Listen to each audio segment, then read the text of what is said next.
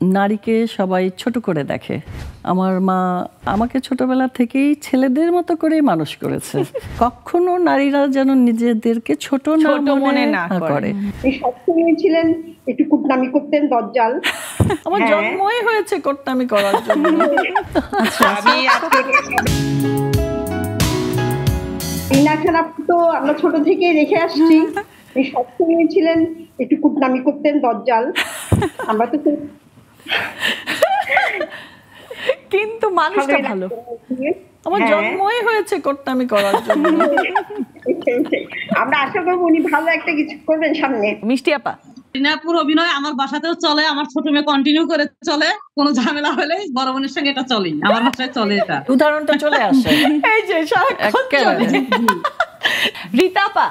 আপার কথা কি বলবো, উনি যেমন অভিনয় যখন করে বড় বড় চোখ করে এরকম এরকম করে একটা হুমকি দেয়, কিন্তু আজকে কিন্তু সেরকম দেখে মনে হচ্ছে যে কি সুন্দর একটা পোলাইট একদম সোবার একটা শাড়ি পরে আসছে, কিন্তু যখন অভিনয় করে বড় বড় চোখ করে তখন কিন্তু দেখা গেল হলুদের উপর একটা গোল্ডেন ঝিকঝাক ঝিকঝাক ঝিকঝাক শাড়ি।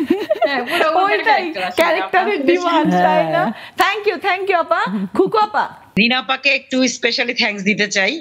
আমার ব্যক্তিগত জীবনে আমি যখন মঞ্চে অভিনয় করতাম, আমার একটা নাটক ছিল ঘর জামাই, ওটা চরিত্রটা ছিল শাশুড়ির চরিত্র, এবং সেটা আমি রিনা খান আপার পুরো ক্যারেক্টারটাকে আমি ফলো করতাম।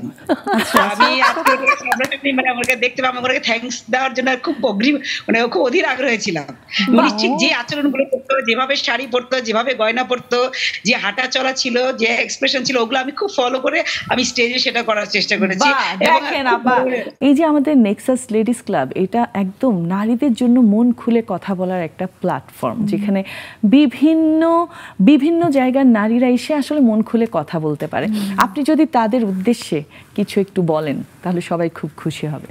নারীকে সবাই ছোট করে দেখে, তো সেটা আমি মানে আমার ফ্যামিলিগত থেকেই আমি যখন ছোট ছিলাম, আমরা 5 বোন 2 ভাই, তো আমাকে কখনো আমার মা ওই শাড়ি, সালোয়ার কামিজ এগুলো পরতে দিতেন না, সবসময় আমাকে শার্ট প্যান্ট পরায় রাখতো। তো 4টা বোনের পরে একটা ভাই হলো, তো ওনার খুব ছেলের শখ ছিল, তো ওই জন্য আমাকে ছোটবেলা থেকেই ছেলেদের মতো করেই মানুষ করেছে, যার জন্য তখন আমি সাইকেল চালাতাম। হ্যাঁ, মানে ওই তখনকার সময় 76-এ, সেটা আজকের কথা না, কল্পনা করা যায় না। হ্যাঁ, তো তখন আমি অর্ডিনারি সাইকেল দিয়ে ফার্স্ট হয়েছিলাম।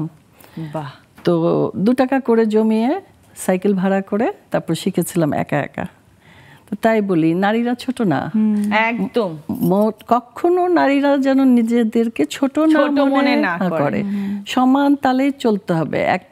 এখন তো মেয়েরা যে ট্রাফিক হয়, পুলিশ অফিসার, পাইলট, আর অনেক, যখন দেখি যে একটা মহিলা ড্রেস আপ করে হাতে ওয়্যারলেস নিয়ে ঘুরছে, আমার কি যে ভালো লাগে।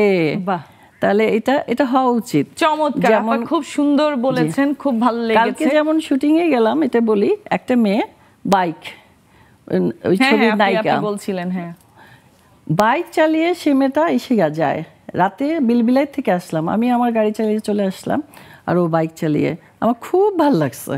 বাহ, খুব এরকমই আসলে হওয়া উচিত, তাই না? এখন তো দেখি মেয়েরা তো অহরহ রাস্তায় চালাচ্ছে, স্কুটি চালাচ্ছে, আর ও বাইক চালাচ্ছে, অত রাতে চলে আসছে ওখান থেকে। তাহলে নারীরা ছোট কোথায়, নারীরা সাহস নাই কেন? একদম উজ্জ্বল হয়ে আছে, তাই না? শস্য জায়গা। থ্যাংক ইউ সো মাচ আপা।